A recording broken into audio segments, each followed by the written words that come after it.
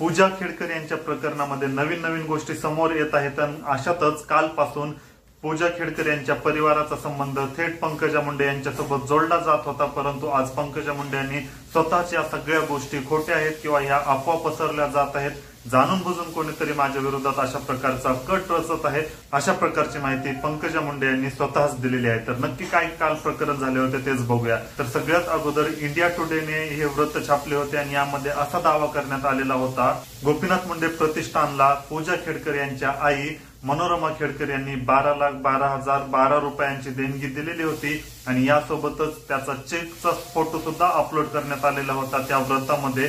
आणि तेव्हापासून ही खबर खूप जास्त व्हायरल होत होती किंवा ही बातमी खूप जास्त पसरत होती आणि जेव्हा ही बातमी पंकजा मुंडे यांना कळली तेव्हा त्यांनी स्वतः एका वृत्तवाहिनीला मुलाखत दिली आणि त्यामध्ये या सगळ्या गोष्टी खोट्या आहेत असं स्पष्ट सांगितलेलं आहे। त्यामुळे अशा अफवा पसरण्याची काहीच गरज नाही।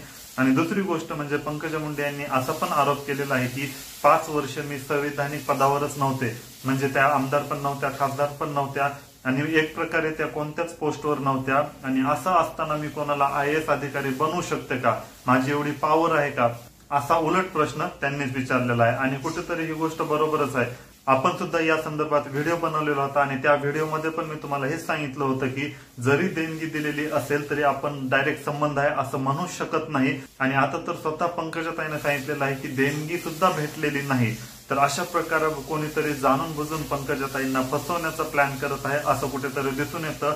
आणि दुसरी गोष्ट पंकजा मुंडे यांनी स्वतःची गोष्ट बोललेली आहे की जर अशा प्रकारचे UPSC सारख्या ठिकाणी जर गोंधळ होत असतील, अशा प्रकारचे घोटाळे होत असतील किंवा स्कॅम होत असतील तर याचा संपूर्ण तपास लावला पाहिजे। हे फक्त राज्य पातळीवर चालू आहे का देश पातळीवर चालू आहे याचा पण विचार करायला पाहिजे आणि जे कोणी दोषी असतील त्यांच्यावर कारवाई करायलाच पाहिजे। IAS हे अत्यंत प्रतिष्ठेचं असं पद आहे आणि जेव्हा अशा प्रकारच्या गोष्टी समोर येतील तेव्हा त्या पदावरच्या लोकांचा जो विश्वास आहे ते सुद्धा राहणार नाही। आणि विशेष म्हणजे जर अशा प्रकारे घोटाळे करून कोणी IAS होत असेल तर ते IAS पदाचा सुद्धा अपमानच आहे।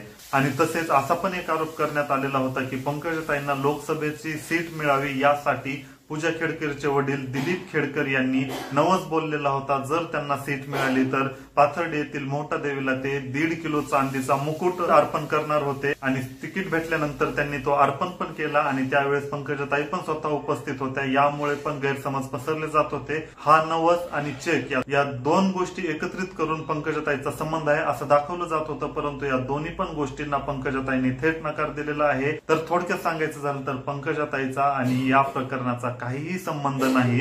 आणि विशेष म्हणजे जेव्हा पूजा खेडकर या IAS झाल्या तेव्हा पंकजाताई कोणत्याच पदावर नव्हत्या।